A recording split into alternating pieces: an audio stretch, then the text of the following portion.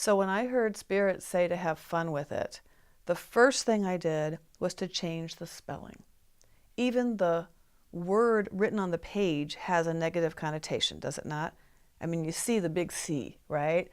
Or see the word C-A-N-C-E-R, it registers something in the body, and everything in my cells close up. It's a contraction. So I thought, what rhymes with cancer? And what do I want to do with this? And the natural thing that came to me was the word answer. So I spell cancer now with a capital A, answer, with a little bitty c. Some people actually call it cAnswer. My sister called it cAnswer.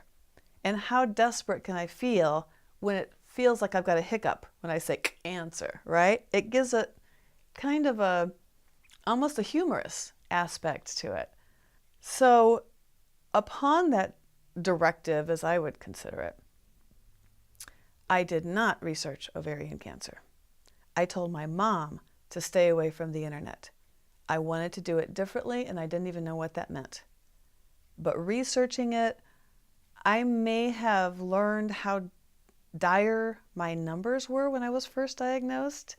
And had I known what I know now, I don't know whether I would have made it all the way home from Florida, as I was diagnosed when I was on tour.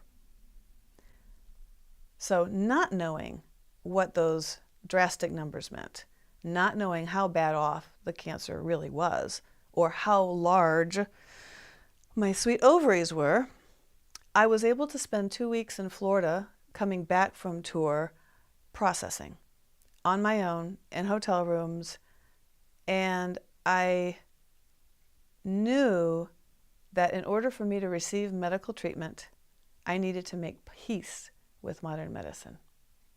How do you make peace with modern medicine? I came from my mother's karma, where she attracted one negative doctor after another. She never got her needs met.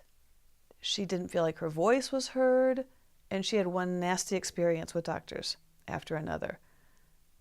But my going into any kind of treatment, particularly surgery, I knew that those first 2 weeks by myself were absolutely necessary for me to do whatever I could do to wrap my mind around, my heart around the fact that doctors are of God too. And who am I to think I can do this all by myself? And as I was processing and praying and forgiving, it came to me that one of the resistances that I'm healing from consistently is the need to do it all by myself. When I was 8, we all went camping, and I had my brand new bicycle for the first time with a basket on the front. And I drove my bike very easily down the rocky path to get a big bag of ice. And as I was trying to wheel myself back up again, the bag was too heavy for my bike. I kept falling over.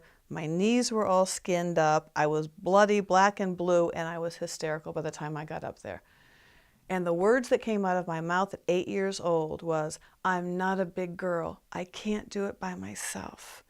And at that moment, this big by self was born.